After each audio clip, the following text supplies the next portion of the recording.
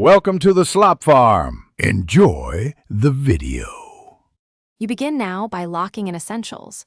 Confirm the session date and your country assignment, then gather the mandate and 3 primary sources.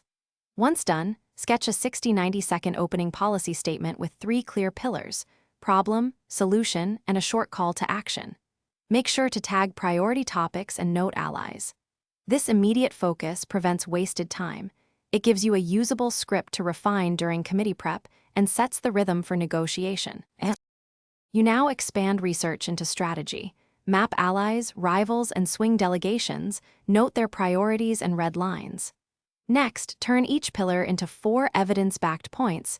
Use figures, precedent, and 1 case study to support your opening.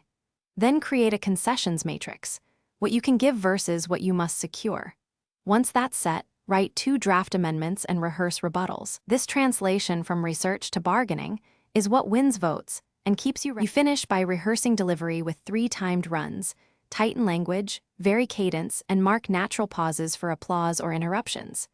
Make a 1-page cheat sheet with your opening, 5 talking points, and voting triggers so you can pivot quickly. As you close, prepare a troubleshooting plan. If talks stall, propose a moderated caucus.